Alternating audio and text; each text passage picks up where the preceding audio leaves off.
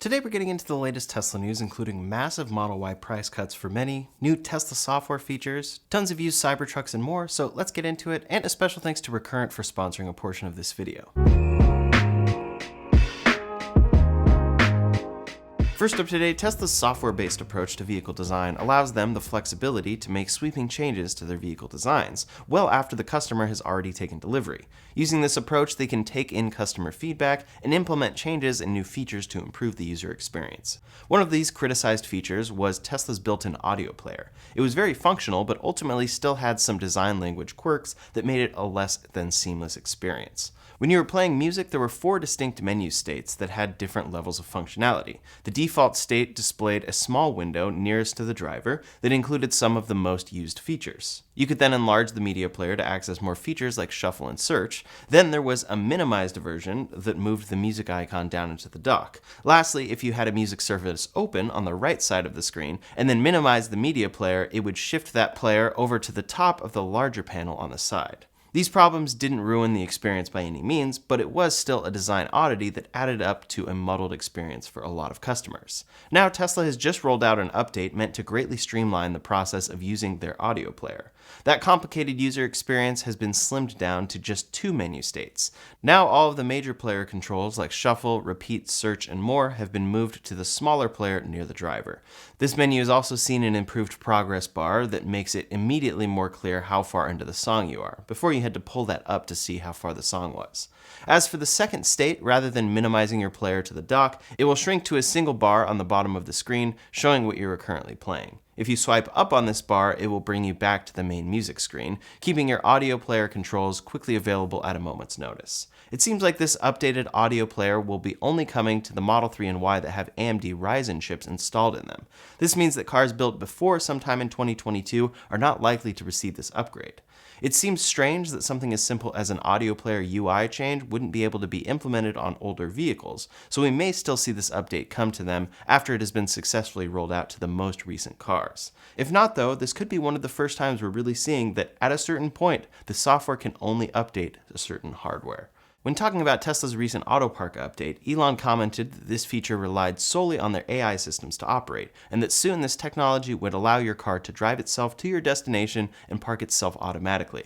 This has been the dream of full self-driving for a while now, and Elon seems to think it's coming sooner rather than later. The current FSD beta version is already pretty capable of getting you to where you want to be, so connecting these systems more completely would do wonders for its functionality. Elon later added that Smart Summon and Banish Auto Park with no one in the car would be coming soon as well. Tesla's latest moves have signaled that they are going all in on autonomy now, and these features will be necessary for their upcoming robotaxi. If these features do truly come soon, then that is a good sign for the actual viability of the robotaxi, and that we could truly see it on public roads very soon.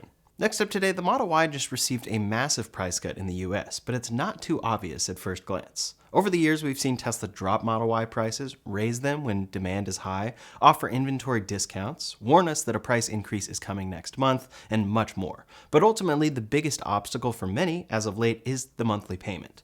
Today in the US, the Model Y is sitting at some of its best pricing ever. The new rear-wheel drive long-range model gets 320 miles of range for $44,990. Upgrading to all-wheel drive comes in at $47,990, and then performance is $51,490. The big advantage that all 3 trims here have is that they all qualify for the US federal EV tax credit of $7,500. If you personally qualify, that amount comes off at the point of sale, but typically when financing a Model Y, your monthly payment ends up very high due to high interest rates. Over the past year, while Tesla has dropped prices, savings for many customers have essentially been negated by interest rates. Interest rates for the Model 3 right now are at 6.49%. So if you decide to buy a long-range Model 3 for $47,740, you're looking at a rough estimate of $752 per month for 72 months. That means you're paying roughly $54,144 in car payments over 6 years, plus your initial $4,500 down payment. Ultimately, about $58,644 for that car at the end, and that's not even fully accounting for taxes and fees. For many customers, though, the most important thing is that monthly payment, and interest rates contribute to that a ton. So Tesla has just introduced a promotional 0.99% APR interest rate on the Model Y. This is available for the rest of May and is the best deal we have seen on this car in years. Their website shows that with this, you can get a Model Y for $399 per month, but I still don't like the way that they're framing it here, since that's after $13,500 of potential savings, totaling the tax credit and $6,000 in gas savings. In any case, the all-wheel drive long-range Model Y is sitting at $47,990. That's only $200 more than the long-range Model 3. Looking at that price alone, just with the change in interest rates and matching that $4,500 down payment, that makes your monthly payment roughly $643. So that's $109 cheaper per month to finance the same amount on this car. Most customers are financing or leasing their Teslas, so this is a huge difference. Over the lifetime of that loan, you'd be paying roughly $46,296 in car payments over 6 years, compared to somewhere around $54,144. Next up, let's talk about today's sponsor, Recurrent. Recurrent is a free platform designed by battery scientists to analyze your EV's range and battery. EV drivers can connect to their car for daily owner insights, and they currently have around 20,000 active vehicles for 50-plus makes and models in all 50 states. Here's a sample report for a 2023 Tesla Model Y, which details this car's expected range, real-world range, range in 3 years, how much time is left on the warranty, and more. When it's time to sell or trade in, EV sellers can now use their Recurrent info to sell their car for more by showing their range and battery are strong. Recurrent's network of dealerships pays a premium for these cars, and I had success using this early on when selling my 2018 Model 3. The buyer beat all online offers and came to my house to pick up the Model 3. With their service, the EV owner makes more money, and for large auto auctions, they've found that including Recurrent battery insights increased the average sale price by $1,400 and helped cars sell faster. If you're looking to buy your first EV, shoppers can check the range, battery, and tax credit eligibility on tens of thousands of used EVs for free with Recurrent reports. It's free for consumers, no data is ever shared without consent, and battery data is handled securely with end-to-end encryption. With Recurrent, we can buy, drive, and sell electric cars positively. So check them out by clicking the link in the description below. As for the cheapest rear-wheel drive Model Y, you can get this for as low as $600 per month after $4,500 down, and that's before the tax credit. MSRP pricing. You'll just need to add in taxes and fees. If you qualify and can add in the federal tax credit to this equation, you're looking at a true starting price of $37,490 for a 320-mile range Model Y. Financing that at these rates will result in you only paying $496 per month to own a Model Y. Again, it likely will end up higher for you with taxes and fees, but this is a great base rate. This is an incredible deal and unlike anything we've quite seen with this car before. Price drops are great and easy to understand at face value, but for many customers, this is the actual biggest deal in a while. From now through the end of May, it might just be the best possible time to buy a Model Y. Now, I took gas savings out of these equations entirely because it's very deceptive to see a monthly payment number that will actually be higher, but in theory could go down. But yes, gas savings are a real thing with a Tesla. For instance, it costs me about $20 to drive the same distance where it would normally cost an equivalent gas car about $80. But these numbers differ so much between customers, gas prices, electricity prices, and more that I don't think it's worth broadly speculating on. You can calculate your specific situation on Tesla's website though. You may find that your gas savings really do mean that you'll pay about $500 a month for the car and find yourself saving an additional $100 a month by not buying gas. So if you qualify for the tax credit, you're looking at $496 a month for rear-wheel drive long range, $539 a month for all-wheel drive long range, and $589 a month for performance. That's after $4,500 down, so those numbers can vary depending on how much you can put down. Overall, it's an incredible deal and a great time to buy a Model Y. It does, of course, raise the question as to whether or not Tesla is incentivizing sales right now before upgrading this car to the Model Y Juniper. That could be the case, and you may find yourself buying a car that gets upgraded in the next few months. But I always think that if you like the features a product delivers today, and it's available at a great price like this, you won't find yourself regretting it. 6.49% APR down to 0.99% is incredible. It is very interesting to see though, considering the Model 3 doesn't qualify for the tax credit or have this APR incentive. So the Model 3 lineup is far higher than the Model Y at $605, $752, and $857 per month. Next up today, the Tesla Cybertruck has been out for almost 6 months now. As such, its popularity is both growing and dying out a tad. Many still very much want to get their hands on this truck, but many are trying to resell their trucks before production truly scales and prices truly come down.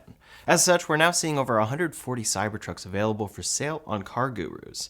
At the time of filming this video, I see 147 Cybertrucks available nationwide on Car Gurus, ranging from $119,990 to $219,900. Many of these have pretty low mileage as well. This is a really interesting situation to watch unfold, because Tesla is scaling Cybertruck production, so it's only a matter of time for depreciation. They eventually, hopefully next year, will have a rear-wheel drive option at $60,990, and nobody will be able to tell the difference from the outside. For some customers not needing a truck and simply buying it for looks, there's no reason to pay so much extra today. The question for many of those truck sales, too, is, are people selling these trucks because they don't want them anymore, or because they are trying to turn a profit? It's likely the latter. Ultimately, Tesla does have a clause against reselling the Cybertruck within its first year, so technically they could seek legal action against any and all of these sales if they go through. Time will tell if they do proceed with that step, or if they only do what they have done so far, banning customers from buying future Cybertrucks or Teslas. There are a lot available right now, but what I'm ultimately curious to see is once Cybertruck hype dies down. Many customers today likely don't even care that it is a truck, but it is a fully functional one with a 6-foot bed and many great features. I'm excited to see it compete once first run excitement wears off and you can buy them for far less than $100,000. Next up today, while electric cars offer tons of great advantages over gas-powered equivalents, in a lot of people's eyes, they still have a pretty major obstacle to mass adoption: charge times. While stopping for a charge isn't actually too bad, charging at a supercharger can still take almost half an hour or more, and slower forms of charging take even longer. If you compare that to stopping at a gas station, assuming there's no line, you can be in and out in less than 5 minutes. This contributes to the feeling of range anxiety that many prospective EV adopters may have. Nobody wants to get caught unprepared when they need to get somewhere and don't have the charge to make it there. Thankfully, EV manufacturers are working tirelessly to ensure that all of the latest electric vehicles can charge even faster. One in particular may soon be offering a car that can charge almost as fast as your smartphone. The Swedish automaker Polestar has just announced that an early prototype of their upcoming Polestar 5 can charge its battery from 10 to 80% in 10 minutes. The automaker has partnered with the battery firm StoreDot to develop a technology called XFC, or Extreme Fast Charging Technology, which will power this car. XFC utilizes a new type of battery cell that is predominantly reliant on silicon, which allows it to charge at those speeds without degrading. This new technology would allow this car to handle 370 kilowatt charging speeds, placing it significantly ahead of the current fastest charging vehicle, the Porsche Taycan, at 320 kilowatt top speeds. This technology sounds super exciting, but it does come with some caveats. For one, there are very few charging stations in the world that can offer these speeds. The standard V3 superchargers support 250 kilowatt speeds, while the newer V4 stalls should be able to output 350 kilowatts. That's still not quite fast enough to charge this car at its peak speeds, but it does get us pretty close. Beyond Tesla chargers, there are currently very few installers on the market that are capable of outputting those speeds. This just goes to show how EV charging is a multifaceted issue that requires manufacturers to approach it from two sides.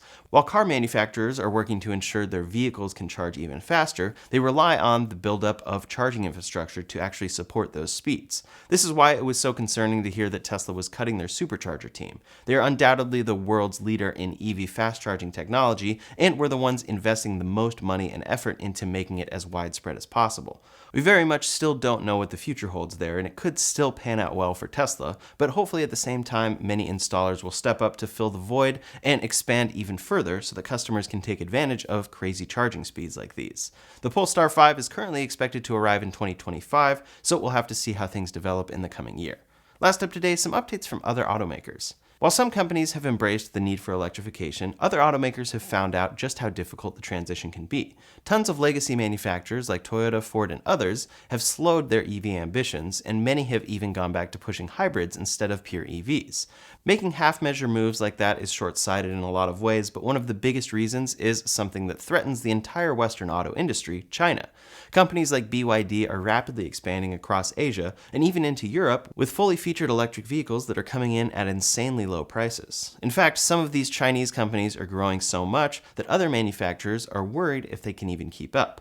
When it came to the future of BYD competing overseas, the CEO of BYD Americas had some very foreboding things to say. They're not ready. For BYD, we are ready. We are ready for technology, and we are more ready on supply chain. Essentially, BYD believes that other automakers will not be able to compete with them once BYD gets a foothold into their markets. Conversely, a lot of other automakers agree that they're not ready to take on BYD. Here in the US, there are a lot of trade barriers to keep Chinese-made cars from being imported, and many automakers have expressed the necessity of them to keep their companies afloat. Even Elon Musk has publicly said that BYD would demolish its global competition unless significant trade barriers are put into place. The EU is currently launching an investigation into BYD to determine whether their government-subsidized vehicles being pumped into the market are having a destructive effect on local business. The head of the European Commission told the press, "Fair competition is good. What we don't like is when China floods our market with massively subsidized electric cars. And we have to tackle this. We have to protect our industry." As such, they are working to decide on whether punitive tariffs would be applied to cars imported by the company. This situation is a bit of a double-edged sword. On the one hand, artificially lowering the cost of these Chinese-made EVs to destroy local competition isn't great for anybody. But conversely, the ultra-low-cost EVs made by BYD and others are proving massively popular for a reason. One of the biggest barriers to EV adoption for many people has been the price. While EVs are getting cheaper across the industry, almost nobody has made a truly affordable model except for these Chinese companies. While many countries will undoubtedly go ahead with protective trade barriers, the best way for these companies to stay ahead will likely be to start offering affordable vehicles. Tesla's plans for their affordable vehicle have been muddied a bit by questionable reports that it was canceled and rumors that they have rolled all of that into the product being the robotaxi. So we'll have to see what comes from them and other American competitors. That's all the latest Tesla news for today, so in the meantime, if you want to see the new options available for the Cybertruck, you can check out that video linked up here or in the description below. Thanks so much for watching, and I'll see you on the next one.